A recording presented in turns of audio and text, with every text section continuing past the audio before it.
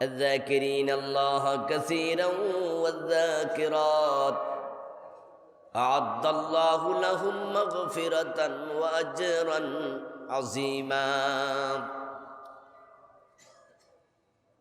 আল্লাহ বলেন, যে সমস্ত পুরুষ, যে সমস্ত নারী বেশি বেশি আল্লাহর জিকির করে, আ'আদাল্লাহু লাহুম মাগফিরাহ, তাদের জন্য আল্লাহ তাআলা ক্ষমার ব্যবস্থা রেখে দিয়েছেন, ওয়া আজরান আযীমা, এবং বড় পুরস্কার জান্নাত রেখে দিয়েছেন। জিকিরকারী অধিক পরিমাণে ক্ষমা পাবে, পাবে আল্লাহর জান্নাত। এবং নবীজি সাল্লাল্লাহু আলাইহি সাল্লাম বলেছেন, আল্লাহর জিকিরের মাধ্যমে এত বেশি পরিমাণ বান্দা জান্নাতে যাবে, অন্য কোনো আমলের মাধ্যমে এত বেশি পরিমাণ বান্দা জান্নাতে যাবে না। বিশাল ব্যাপার। এই জিকির আল্লাহ তাআলা চান তার বান্দা যেন সর্বক্ষণই করে। এবং যারা আল্লাহকে দাঁড়িয়ে, বসে, শুয়ে স্মরণ করে, আল্লাহ তাআলা এই বান্দাদেরকে স্পেশাল কোরআন মাজিদে উনি আলোচিত বান্দাদের কাতারে রেখেছেন। মানে আল্লাহ তাআলা যে সমস্ত বান্দাদের নিয়ে কোরআনে আলাদা আলোচনা করেছেন, তাদের মাঝে আল্লাযীনা ইয়াযকুরুনাল্লাহা কিয়ামান ওয়া কুউদান ওয়া আলা জুনুবিহিম, যারা দাঁড়িয়ে আল্লাহর জিকির করবে, বসে আল্লাহর জিকির করবে, শুয়ে শুয়ে আল্লাহর জিকির করবে। তাহলে আল্লাহর চাহিদাটা কি এখানে? বান্দা যেন সর্বক্ষণই জিকির করে। কারণ মানুষের হালত তো তিনটাই, হয়তো মানুষ দাঁড়িয়ে থাকে, নচেত মানুষ বসে থাকে, অথবা মানুষ শুয়ে থাকে। এই তিন হালতের বাহিরে তো মানুষের আর কোনো হালত নাই। যেমন আমরা এখন কি অবস্থায় আছি? বসে আছি। যারা এখন মসজিদে আসতেছে তাদের হালত কি? দাঁড়ানো। আবার যখন আমরা রাতে 6 ঘন্টা 7 ঘন্টা আমরা শুয়ে থাকি, এই তিন হালতের বাহিরে আমাদের হালতই নেই। তো আল্লাহ তাআলা তিনটাই উল্লেখ করেছেন এক আয়াতের ভিতরে। তারা দাঁড়িয়ে, তারা বসে, তারা শুয়ে। এর মানে আপনি যখন দাঁড়িয়ে থাকেন, আল্লাহর চাহিদা হলো আপনি তখনও যেন আল্লাহকে ভুলে না যান। আপনি যখন বসে থাকেন, আপনি যেন তখনও আল্লাহকে ভুলে না যান। আপনি যখন শুয়ে থাকেন, আপনি তখনও যেন আল্লাহকে ভুলে না যান। আরবিতে একটি প্রবাদ আছে, মান আহাব্বা শাইআন আকসারা যিকরাহ, যে ব্যক্তি কাউকে ভালোবাসে, কোনো জিনিসকে পছন্দ করে, স্বাভাবিকত ওই জিনিসের নাম তার স্মরণ বেশি হয়। আমরা আমাদের আপনজনের কথা প্রতিদিন স্মরণ করি। যাদের সাথে আমাদের সম্পর্ক কম, তাদের কথা মাঝে মাঝে স্মরণ হয়। আর যাদের সাথে সম্পর্ক নাই, তাদের কথা আমাদের স্মরণই হয় না। দেখেন, আপনার স্মরণের সাথে নির্ভর করছে রিলেশন, স্মরণের সাথে নির্ভর করছে সম্পর্ক। আপনার স্ত্রী, আপনার সন্তান। আপনি বিদেশে বেড়াতে যান অথবা বিদেশে চাকরি করেন, আপনি প্রতিদিনই আপনার সন্তান, স্ত্রীর সাথে যোগাযোগ না করলেও তাদের কথা আপনার স্মরণ হবেই। আপনার মা বাবার কথা স্মরণ হবেই। কিন্তু আপনার সাথে যাদের একটু সম্পর্ক কম, আপনার মামা, খালু, ওদের কথা মাঝে মাঝে স্মরণ হবে। কিন্তু যাদের সাথে আপনার এখন কোনো সম্পর্ক নাই, আপনি এক জায়গায় চাকরি করতেন, সেখান থেকে এখন চলে আসছেন, গত 5 বছর কোনো সম্পর্ক নাই, তাদের কথা কিন্তু 6 মাসও একবার স্মরণ হবে না। তাহলে আপনার কার কথা বেশি স্মরণ হয়? যাদের সাথে সম্পর্ক বেশি। আল্লাহর বান্দা যখন আল্লাহর স্মরণ থেকে বিচ্ছিন্ন হয়, তখন এটাই প্রমাণ হয় ওই বান্দার সাথে আল্লাহর সম্পর্কটা ভালো নয়। আর যেই বান্দারা আল্লাহ জিকির বেশি করে, স্মরণ বেশি করে, এই স্মরণই প্রমাণ করে তার সাথে আল্লাহ সম্পর্কটা কাছাকাছি ভালো। এই জন্য আল্লাহ তাআলা বলছে, হে ঈমানদারেরা, তোমরা আল্লাহর বেশি বেশি জিকির করো। আমি কোরআন মাজিদে বেশি বেশি শব্দটা জিকির ছাড়া আর কোনো জিনিসের সাথে সম্পৃক্ত পাই নাই। কাসীরা শব্দটা আল্লাহ জিকিরের ব্যবসাতে ব্যবহার করছে। বেশি বেশি নামাজ পড়ো এমন আয়াত কোরআনে আমি পাইনি। বেশি বেশি রোজা রাখো, বরং একজন সাহাবী নবীজির কাছে এসে বলেছিলেন যে আমি প্রতিদিন রোজা রাখতে চাই। নবীজি বলছে, না, তুমি এমন রোজা রাখবে না। তুমি যদি রাখতে চাও তাহলে দাউদ আলাইহিস সালামের মতো, প্রথমে বলছে তুমি যদি রাখতে চাও তাহলে সপ্তাহে 3টা রাখো, সপ্তাহ 2টা। তুমি রাখতে চাইলে সপ্তাহে 2টা, সোমবার আর বৃহস্পতিবারে রাখো। তুমি যদি এর চেয়ে বেশি রাখতে চাও তাহলে দাউদ আলাইহিস সালামের মতো রাখো, একদিন রাখো আরেক দিন ভালো। কিন্তু তুমি কন্টিনিউ রোজা রাখবে না, নবীজি ওনাকে অনুমতি দেন নাই। আর আল্লাহ তাআলাও সারা রাত নামাজ পড়তে বলেন নাই, কুমিল লাইলা ইল্লা কালিলা। দেখছেন আল্লাহর বলার ধরন কি? কুমিল লাইলা, রাতে দাঁড়াও, ইল্লা কালিলা, তার কিছু অংশ নয়, কিছু অংশ শুয়ে থাকো, নামাজ পড়ো না। এরপর বলে নিসফাহু, অথবা অর্ধরাত নামাজ পড়ো, অর্ধরাত শুয়ে থাকো, ঘুমিয়ে থাকো। আবিন কুসমিনহু, অথবা এর চেয়ে আর একটু কম। সারা রাত নামাজে দাঁড়িয়ে থাকো, সারা রাত সারাদিন রোজা রাখো, দিনের পর দিন। এভাবে কোরআনের নির্দেশনা নাই। বেশি বেশি হজ করো, এটাও কোরআনে নাই।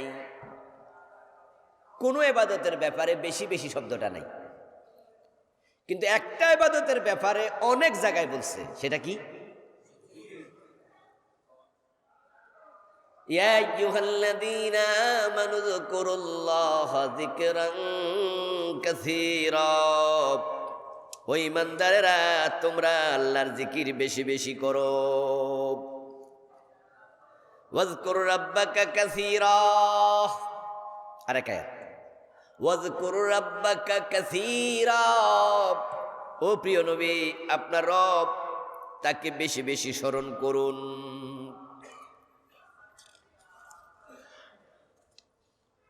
ওয়াজকুর ইসমা রাব্বিক ওয়া তাবাত্তাল ইলাইহি তাবদীলা।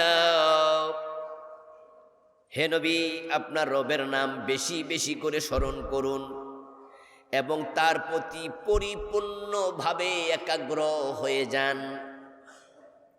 ওয়াজকুরুল্লাহা কাসীরান লাআল্লাকুম তুফলিহুন। আরেক আয়াতে আমাদের সকলকে বলছে, তোমরা সবাই বেশি বেশি করে আল্লাহর জিকির করো, আশা করা যায় জিকিরের কারণে তোমরা সফল হয়ে যাবে। সফলতা মানি জান্নাত, সফলতা মানি বেহেশত, আর ব্যর্থতার নাম জাহান্নাম। তাহলে এই আয়াতে জিকিরের সাথে সফলতার সম্পর্ক, মানে জান্নাতের সম্পর্ক। আর এক আয়াত শোনাইলাম, আ'আদাল্লাহু লাহুম মাগফিরাতান ওয়া আজরান আযীমা। জিকির করলে বড় পুরস্কার, মানে জান্নাত। এই জন্য আল্লাহ বেশি বেশি জিকির করতে বলছে। আর অন্য ইবাদতের ব্যাপারে হলো আইয়ুকুম আহসানু আমালা। অন্য সব ইবাদতের ক্ষেত্রে ইবাদত মানসম্মত করো। নামাজ কোয়ালিটিপূর্ণ করো। তোমার নামাজ যেন অত্যন্ত উত্তম মানের নামাজ হয়। কত রাকাত পড়লা সেটা নয়, কত সময় লাগাইয়া পড়লা সেটা। সেজদা কয়বার দিলে সেটা নয়, বরং সেজদায় কত লম্বা তাসবিহ পড়লা সেটা। মানে আইয়ুকুম আহসানু আমালা। অন্য সকল ইবাদতের ক্ষেত্রে হলো কোয়ালিটি মেনটেন করো। আর জিকিরের ক্ষেত্রে হলো কোয়ান্টিটি। উযকুরুল্লাহা যিকরান কাসীরা, বেশি বেশি জিকির করো। এদেশের পীর সাহেবরা এবং তাদের মুরিদ যারা আছে তারা এক্ষেত্রে অগ্রগামী হয়ে গেল। আমরা যারা পীর সাহেব না, পীর সাহেবের মুরিদ না, জিকিরের ক্ষেত্রে আমরা কিন্তু উনাদের তুলনায় একটু পিছিয়ে পড়ে রইলাম। তাই মসজিদে জিকিরের হালাকা যারা বসায় শুধু জিকিরের জন্যই বসে আছে। ফজরের নামাজের পরে, মাগরিবের নামাজের পরে ৮-১০ জন মিলে তারা একসাথে জিকির করছে। পীরের মুরিদ নয় এমন কোন লোক ৮-১০ জন একসাথে জিকিরের জন্য বসে আছে, আপনি এমনটি বাংলাদেশে পাবেন না। কিন্তু পীর সাহেবদের মুরিদদের মাঝে এই অভ্যাসটা বিভিন্ন জায়গায় আমরা লক্ষ্য করি, কারণ তারা জিকিরের তালিমটা বেশি দেয়। ভণ্ড ফির যদিও হয়, যেমন মাইজবান্ডার, ওরা তো নিঃসন্দেহে ভণ্ড, কিন্তু তাদের মাঝেও জিকিরের প্রবণতা আমাদের কারো কারো তুলনায় বেশি। তারা সপ্তাহে একবার জিকিরের হালাকা বসায় সবাই মিলে, যত মুরিদ আছে এলাকায়। তো প্রবলেমটা হলো ঢোল বাজায়, তবলা বাজায়, বেড়াবেড়ি একসাথে হয়ে জিকিরটা করে। এবার এখান থেকে বেদাতগুলো সরাই দেন, সরাই দিলে তারা যখন তবলা বাজায় তখন কি সোনার বাংলা গান গায়? তখন কিন্তু লা ইলাহা ইল্লাল্লাহ এইটা কই এই লাভ মারতাছে। এখন লাভ মারাটা বন্ধ করে দেন, তো লাভটা সরাইয়া দেন, বেড়াবেড়ি একসাথে হওয়া সরাইয়া দেন, তবলা দোল সরাইয়া দেন, তাহলে শব্দ কিন্তু জিকিরের শব্দ। তাহলে তালিমটা জিকিরের ছিল, কিন্তু প্রবণতাটা বেদাতি হয়েছে। এবার ভণ্ড ফিরগুলা বাদ দিয়া যারা ভণ্ড নয়, যেমন ধরেন সরমনাই, সরসিনা, উনারা তো ঢোল বাজায় না, তবলা বাজায় না, পর্দা লঙ্ঘন করে না। তাদের মুরিদদের মাঝে জিকিরের প্রবণতা আমরা যারা মুরিদ নই আমাদের সে একটু বেশি। আমি দেখেছি যে নির্বাচনী প্রোগ্রাম, জনসভায় সরমনাইয়ের লোকেরা যাচ্ছে ট্রাকে করে। তারা যাওয়ার সময় তাদের হাত ফাঁকা বলতে বলতে আইলইয়া, এবার কয় হাত ফাঁকা কোয়া দরকার নাই, এবার লা ইলাহা ইল্লাল্লাহ, সবাই মিলে জিকির করতে করতে যাচ্ছে। তাদের এই ভালো কাজটুকুর প্রশংসা করুন। তাদের যদি কোনো দোষ থাকে সেটা চর্চা করুন সংশোধনের নিয়তে, গীবতের নিয়তে নয়। কিন্তু ভালোটুকু তো ভালো বলা উচিত। এই যে জিকিরের চর্চা, এটা আমাদের দেশের পীর সাহেব হুজুররা নিয়ে গেছে। আর যারা আমরা পীর সাহেব না, আমরা জেহাদের আলোচনা, একামতে দিনের আলোচনা একটু বেশি করি, কিন্তু জিকিরের চর্চাটা আমাদের মাঝে তুলনামূলক কম হয়ে গেল। আর সসিনা দরবারে, সোনাকান্দা দরবারে, উনারা হক্কানি দরবার আমরা মনে করি, কিছু বেদাত আছে, কিন্তু তাদের মাঝে বেপর্দা বেহায়াপনা এগুলো নাই। সরসিনা দরবারে তো জিকির, আমি তাদের মুরিদদের মাঝে দেখেছি অনেক বেশি পরিমাণ জিকির করে, এটা নিঃসন্দেহে ভালো গুণ। কিন্তু তাদের দরবারে একামতে দ্বীনের কোনো আলোচনা হয় না বললেই চলে। মানে আল্লাহর জমিনে আল্লাহর আইন লাগবে, এজন্য আলোচনা হয় না, খুব খুব কম। জেহাদের আলোচনা হয় না বললেই চলে। তাহলে তারা নিল জিকির আর আমরা কিছু নিলাম জেহাদ। অথচ সাহাবাই কেরামের চরিত্র ছিল, তাদের মাঝে জিকিরও ছিল, জেহাদও ছিল, তারা একসাথে দুটি করতেন। কারণ কোরআন মাজিদে জিকিরের কথাও আছে, জেহাদের কথাও আছে। এই জন্যই তো সাহাবাই কেরাম ছিলেন সফল মানুষ। তাদের জীবন ছিল কোরআন হাদিসের পরিপূর্ণ সমন্বয়ের জায়গা। তাই রাসূলুল্লাহর যত সাহাবী সবাই জান্নাতি, সুবহানাল্লাহ, সবাই জান্নাতি। তারা ছিলেন ফুরসানুল ইয়াউম ওয়া রুহবানুল লাইল। এটা নবীজির সাহাবাদের চরিত্র। দিনের বেলায় ঘোড়ার পিঠে তলোয়ার হাতে থাকতেন যুদ্ধের ময়দানে, আর রাতের বেলায় তারা জায়নামাজে দাঁড়ায়া তাহাজ্জুদ পড়া শুরু করে দিতেন। রুহবানুল লাইল, রাতের বেলা তাহাজ্জুদ গুজার, ইবাদতকারী। ফুরসানুল ইয়াউম, দিনের বেলা যুদ্ধকারী। এ দুটি গুণ যখন কারো ভিতর একসাথে আসে, সে পরিপূর্ণ মানুষে পরিণত হয়। তা আমরা এগুলোর চর্চা করতে চাই। তাই আজকের আলোচনার বিষয়বস্তু জিকির, যে আপনার সাথে আপনার রবের সম্পর্ক আপনি বাড়াতে যদি চান, তাহলে বেশি বেশি করে জিকিরে রত হন। নবীজি সাল্লাল্লাহু আলাইহি সাল্লাম একদিন দেখলেন যে একদল সাহাবী তারা বসে আছে। নবীজি সাল্লাল্লাহু আলাইহি সাল্লাম তাদেরকে জিজ্ঞাসা করলেন, আবু সাঈদ খুদরি বলেন, নবীজি মসজিদের মাঝে কিছু লোককে বসে থাকতে জিজ্ঞাসা করলেন, তোমাদেরকে এখানে কিসে বসিয়ে রেখেছে? তোমরা এখানে কেন বসে আছো? নামাজের পরে 8-10 জন এখানে গোল হয়ে বসে কি করো? তারা জবাব দিয়ে, ইয়া রাসূলুল্লাহ, আমরা এখানে আল্লাহর জিকির করছি, এজন্য আমরা কয়েকজন এখানে বসে আছি, একটু জিকির করতেছি। নবীজি তখন বলেন, আতানি জিবরিল ফাখবারানি আন্নাল্লাহ ইউবাহি বিকুমুল মালাইকা। কইমাত্র জিবরিল আমিন আমাকে খবর দিয়ে গেলেন, তোমাদেরকে নিয়ে আল্লাহ ফেরেশতাদের কাছে গর্ব প্রকাশ করছে। কারণ ফেরেশতারা বলছিল, আল্লাহ আপনি মানুষ বানায়েন না, বানাইলে ওরা মারামারি কিলাকিলি করবে, হানাহানি করবে, রক্তপাত করবে। কিন্তু তোমরা এগুলো না কইরা বসে বসে সুবহানাল্লাহ, আলহামদুলিল্লাহ, লা ইলাহা ইল্লাল্লাহ জিকির করতেছো। আল্লাহ ফেরেশতাদেরকে বলো, ফেরেশতারা দেখো আমার বান্দারা হানাহানি মারামারি করে না, তারা আমাকে স্মরণ করে। তোমাদেরকে নিয়ে আল্লাহ গর্ব করছে ফেরেশতাদের কাছে। যে ব্যক্তি আল্লাহকে স্মরণ করে, আল্লাহ তাআলা কোরআনে বলেন, ফাজকুরুনি আযকুরকুম, আমাকে স্মরণ তুমি করো, আমি আল্লাহ তোমাকে স্মরণ করব। তাহলে যে জিকিরে থাকে সে আল্লাহর স্মরণে থাকে।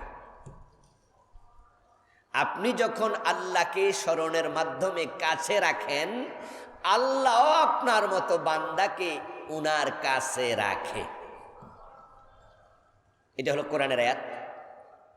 এবার একটা হাদিসে কুদসি নবীজি থেকে শুনুন। ক্বালা তাআলা, ইযা যাকারানি ফি নাফসিহি যাকারতুহু ফি নাফসি ওয়া ইযা যাকারানি ফি মালাইন যাকারতুহু ফি মালাইন খায়রিম মিনহুম। নবীজি বলেন, আল্লাহ তাআলা বলতেছেন, বান্দা যখন আমাকে মনে মনে স্মরণ করে, আমি আল্লাহ তাকে মনে মনে স্মরণ করি। বান্দা যখন কোন মজলিসে আমি আল্লাহর জিকির করে আমাকে স্মরণ করে, আমি তাদের সে সেরা মজলিস ফেরেশতাদের মজলিসে তাদেরকে স্মরণ করি।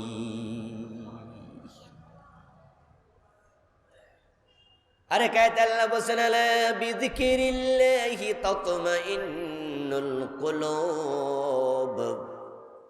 দুনিয়ার মানুষ শুনে রাখো, আমি আল্লাহকে স্মরণ করলে আমার স্মরণ তোমাদের অন্তরকে প্রশান্ত করে দেয়। যাদের একটু দুশ্চিন্তা বেশি তাদেরকে আমরা বলি পরামর্শ দিয়ে জিকির বাড়াইয়া দেন। যাদের দুশ্চিন্তা বেশি, বিভিন্ন রকমের দুশ্চিন্তা, তাদের দুশ্চিন্তা থেকে মুক্তির জন্য উপায় হলো বেশি বেশি আল্লাহর জিকির। যাদের বিপদ বেশি, বিপদ থেকে মুক্তির জন্য 3টা পরামর্শ দেই। 1 নাম্বার পরামর্শ দেই, ওয়াস্তাঈনু বিস-সাবরি ওয়াস-সালাহ। বিপদ মুক্তির জন্য সাহায্য কামনা করো, নামাজ বাড়াইয়া দাও, নফল নামাজে দাঁড়াইয়া যাও, সেজদায় গিয়ে এই বিপদের কথা রবের কাছে উপস্থাপন করো। কারণ মানুষ যখন সেজদায় যায়, নবীজি সাল্লাল্লাহু আলাইহি সাল্লাম বলছেন, আকরাবু মা ইয়াকুনুল আবদু মির রাব্বিহি ওয়া হুয়া সাজিদ ফাআকসিরুদ দুআ। বান্দা যখন সিজদায় যায় সে তার রবের খুব নিকটে চলে যায়। এজন্য মনের কথা ব্যথা যা আছে সিজদায় বলো, প্রথম পরামর্শ। দ্বিতীয় পরামর্শ দিয়ে বিপদে পড়ে গেলে দুরূদ শরীফ বাড়াইয়া দেন, কারণ একবার দুরূদ পড়লে 10টা রহমত নাজিল হয় সাথে সাথে, আর দিকও আছে 10টা, তো 10 দিক থেকে 10 রহমত। এর মানে আপনি আল্লাহর রহমতের কোলে উঠে যাবেন। আর আল্লাহ যদি রহমতের চাদর দিয়ে ঢেকে দেয়, রহমতের কোলে তুলে নেয়, দুনিয়ার কোনো বিপদ আর বিপদ থাকে না। 3 নাম্বার পরামর্শ দেই, সাদাকা। আস-সাদাকাতু তারুদ্দুল বালা। হাদিস, আপনি সাদাকা করবেন, নবীজি বলছে সাদাকাটাই তোমার বিপদকে সরাইয়া দেবে। সুবহানাল্লাহ। এই জন্য সাদাকা। আর অন্তরে প্রশান্তি নাই, দুশ্চিন্তা বিভিন্ন কারণে হতে পারে। আল্লাহ বলছে আমার জিকির বাড়ায়া দাও, তাহলে আমি দুশ্চিন্তা থেকে মুক্তি দিয়ে অন্তরকে প্রশান্ত করে দেব। রাতের বেলা যাদের ঘুম আসে না, এপাশ ওপাশ করতে থাকে, আমার কাছে পরামর্শ চাইলে আমি বলি ঘুম না আসলে জিকির করতে থাকেন, দেখবেন যে কিভাবে ঘুম চলে আসে, টেরও পাবেন না। তা আপনাদের সাথেও একই কথা, আল্লাহর জিকির বাড়িয়ে দেন, তাহলে আল্লাহ আপনার অন্তরকে প্রশান্ত করে দেবেন।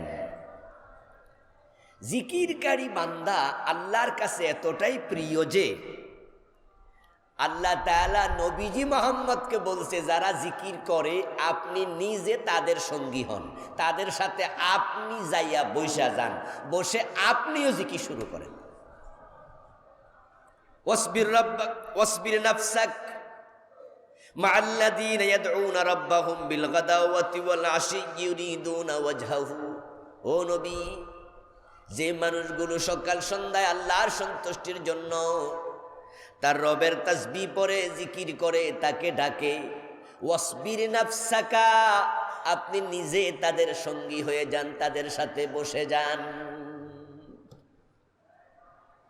আল্লাহ নবীকে বলছে আপনি তাদের সাথে যান, তাদের সঙ্গী হন। এখন জিকির থেকে যে মানুষগুলো নিজেকে দূরে রাখে তারও কিন্তু রেজাল্ট আছে। তার রেজাল্ট আল্লাহ কোরআন মাজিদের 2টি আয়াতে বলছেন। এক আয়াতে বলছেন যে আমার জিকির থেকে নিজেকে গাফেল রাখে, তখন শয়তান তার সঙ্গী হয়ে থাকে। আসলে একবারে সত্য কথা, কোরআন তো নিঃসন্দেহে সত্য কিতাব, কিন্তু কোরআনের কিছু আয়াত আছে শুধু থিওরিক্যালি সত্য না, একবারে প্র্যাকটিক্যাল সত্য। তার মাঝে এই আয়াতটা, মেজবাতির শলাকায় আগুন আছে না? মেজবাতি চিনেন তো?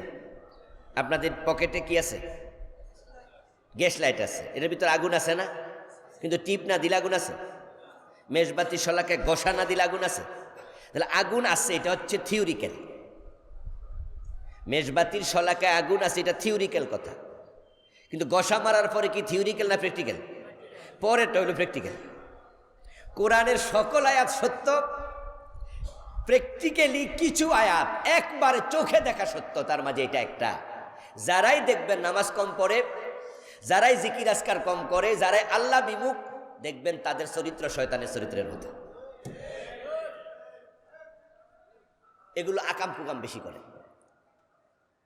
এবং যত জঘন্য অপরাধ সমাজের কিছু লোক আছে করে, তাদের মাঝে আল্লাহর জিকিরকারী, নামাজ পড়া এমন ভালো মানুষকে জঘন্য অপরাধের সাথে আপনি পাবেন।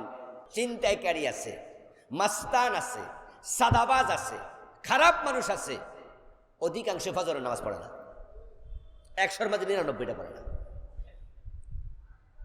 তারা আল্লাহকে স্মরণ করে না, জিকির আজকারে থাকে না। আল্লাহর এক আয়াত কি দেখেন, রহমান রহমান আল্লাহর জিকির থেকে যে ব্যক্তি নিজেকে দূরে সরিয়ে রাখে, নুকাইয়িদ লাহু শায়তানা ফাহুয়া লাহু কারীন, আমি আল্লাহ তার জন্য শয়তানকে তার সঙ্গী বানায়া দেই। আর হাদিসে কি আছে, আশ-শায়তানু যাসিমুন আলা কলবি বানি আদম ইযা যাকারাল্লাহা খানাসা ওয়া ইযা গাফালা ওয়াসওয়াসা। শয়তান বানি আদমের কলবের পাশে ঘাপটি মেরে বসে থাকে। যখন আদম সন্তান আল্লাহর জিকির করে তখন শয়তান দূরে সরে যায়, আর যখন জিকির থেকে গাফেল থাকে তখন শয়তান তার অন্তরে ওয়াসওয়াসা তৈরি করতে থাকে। তো যে ব্যক্তি জিকির করে বেশি, শয়তান তার থেকে দূরে থাকে, শয়তান কাছে আসতে পারে না। আল্লাহর জিকিরের কারণে শয়তান দূরে সরে যায়। তার অন্তর হয় ভালো, পবিত্র অন্তর। দেহের মাঝে এক টুকরো গোস্ত আছে যেটার নাম কলব। নবীজি বলছেন, ইন্না ফিল জাসাদি লামুদগাহ, নিশ্চয় দেহের মাঝে এক টুকরো মাংস আছে। ওই মুদগাইজা সলুহাত সলুহাল জাসাদু কুল্লু, ওই এক টুকরো মাংস যদি পবিত্র হয়, পরিচ্ছন্ন হয়, তাহলে পুরা দেহ পুরা মন ওই মানুষটাই পরিচ্ছন্ন ভালো হয়। ওয়াইজা ফাসাদাত ফাসাদাল জাসাদু কুল্লু, আর ওই এক টুকরো মাংস যদি নষ্ট হয়ে যায়, তার দেহ মন সবটাই নষ্ট হয়ে যায়। আলা ওয়া হুয়াল কলব, আর শোনো ওই এক টুকরো মাংস হলো তোমার অন্তর। আলা বিযিকরিল্লাহি তাতমাইন্নুল কুলুব। এবার কোরআনে আল্লাহ বলে, ওই অন্তরকে ভালো রাখতে চাও, প্রশান্ত রাখতে চাও, আল্লাহর জিকির তুমি বাড়াইয়া দাও। আল্লাহ জিকিরের দুনিয়াবি উপকারিতা বলতেছি আমরা, আর আখেরাতে কিছু উপকার আছে, একটু পরে বলবো। জিকির আপনি বাড়াইয়া দেবেন, আল্লাহ আপনাকে কাছে রাখবে, অন্তরকে প্রশান্ত করে দেবে। আর জিকির করবেন না, শয়তান সঙ্গী হয়ে যাবে। শয়তান এতটাই পাওয়ারফুল, ও আল্লাহর নবীদেরকে পর্যন্ত ফেসে ফেলাই দিচ্ছে। আদম আলাইহিস সালামকে জান্নাতে ফেসে ফেলাইছে কেডা? কোরআনের আয়াত, ফাওয়াসওয়াসা লাহুমাশ শায়তান, আল্লাহ বলে ফাওয়াসওয়াসা লাহুমাশ শায়তান, আদম হাওয়া দুইজনকে জান্নাতে ওয়াসওয়াসা দিয়েছে ইবলিস শয়তান। ওয়া কাসামাহুমা ইন্নী লাকুমা লামিনান নাসিহিন। সে কেমনে ওয়াসওয়াসা দিছে, ফেসে ফেলাইছে, আল্লাহ কাহিনীটা কোরআনের আয়াত বানায়া আমাদের শুনাইয়া সতর্ক করতেছে। সে আদম হাওয়ার কাছে গিয়া জান্নাতের দরজায় দাঁড়াইয়া কসম করে বলেছে, আমি তোমাদের বড় হিতাকাঙ্ক্ষী। আদম হাওয়া বুঝতে পারে নাই সে যে দুশ্মন, কারণ সে আল্লাহর কসম করে বিশ্বাস করাইয়া ফেলছে। তারপর ওই গাছের কাছে দুইজনকে নেওয়াইছে, শুধু নেওয়ায় নাই, ফল খাওয়াইছে। ইবলিস কতটা ধূর্ত, কত জঘন্য, সে আল্লাহর নবী আদম, উনাকে পর্যন্ত ফেস লাগাই দিল।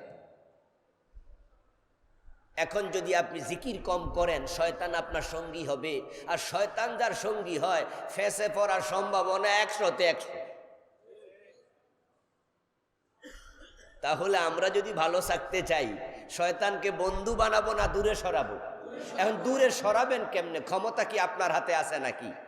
তাহলে জিকির বাড়াইয়া দেন, এই জিকিরের কারণে আল্লাহ নিজে শয়তানকে দূরে সরাইয়া দেবে। এটা হলো একটা কথা। আরেকটা আল্লাহ বলেন, ফাওয়াইলুল লিল কাসিয়াতি কুলুবুহুম মিন যিকরিল্লাহ উলাইকা ফি দালালিম মুবিন। আল্লাহর জিকির থেকে যারা দূরে, ওই লোকগুলোর অন্তর শক্ত হয়ে যায়। কিছু মানুষের অন্তর নরম, কিছু মানুষের অন্তর শক্ত। ধ্বংস তাদের জন্য যাদের কলব শক্ত। আর কলব শক্ত হয় তারা আল্লাহর জিকির থেকে দূরে থাকে। তাই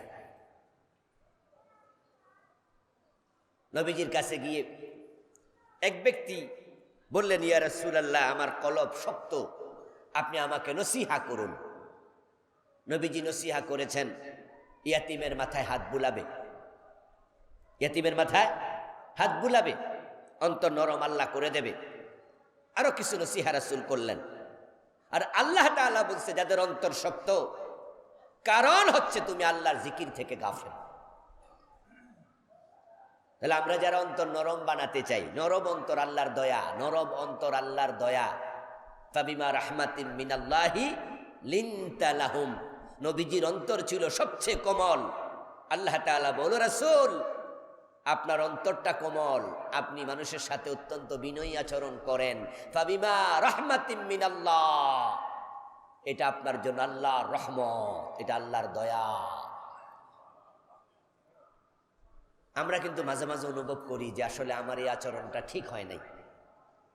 আচরণ করার পরে কিন্তু আমাদের ভিতরেও ধরা খায় না, যে আমি তার সাথে এই কথাটা বলা ঠিক হয় নাই, তাকে এইটা কেন বললাম। কিন্তু পরে বুঝা লাভ কি? বলে ফেলেছেন আপনি কর্কশভাষী, আপনি কোমল নন।